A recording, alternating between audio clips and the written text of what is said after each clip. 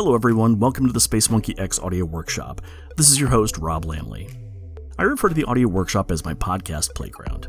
I have a number of different shows that I work on when time allows, including 2 that are focused on my record collection. When You Hear This Sound features kids read-along record books and storybook vinyl. Bring the Noise, a history of early hip-hop, has me going through my rap record collection and giving you the story behind the artists and their place in hip-hop history. However, I have some records that don't fit into either one of these categories that I'd like to start presenting here on the Space Monkey X Audio Workshop. These episodes are mostly going to be made up of weird records that I've picked up at thrift stores or even a handful of oddities that I've sought out just because they're unusual, and I thought you might enjoy hearing some of them too. So here's the first episode of these vintage vinyl variations featuring the largest musical instrument in the world.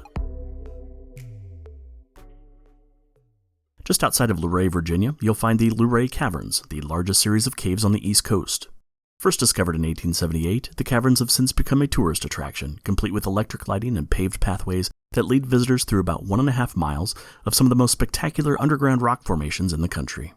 The highlight for many is Giant's Hall, a 47-foot-high cavern featuring the Double Column, a huge pillar of rock that has formed as stalagmites and stalactites collided over the course of millions of years.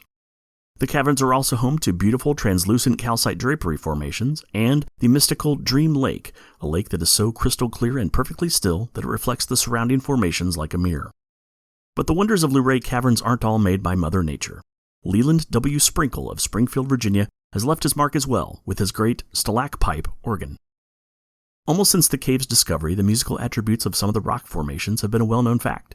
In 1880, the Smithsonian Institute sent a team to the caves, and one of the men who discovered the cave, Andrew Campbell, played a brief musical interlude for his guests by striking a series of columns that would later be known as the organ.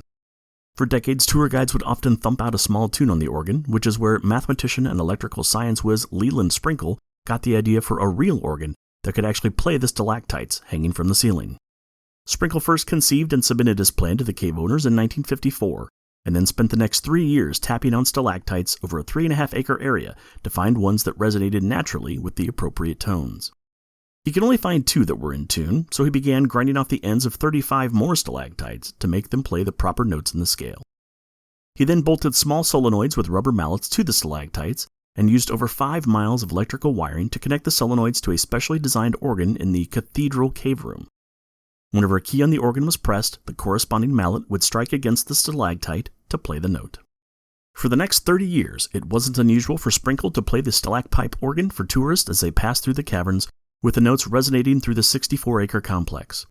But for times when he couldn't be there, he created a mechanical system not unlike a player piano that could play a preset series of songs.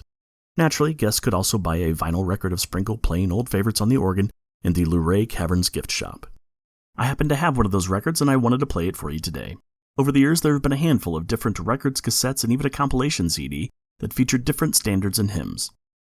Before we go to the record, if you'd like a track list for this record, I've included it in the show notes over at spacemonkeyx.net. And with that, here is the Luray Caverns Stalacpipe organ, released in 1971. Enjoy.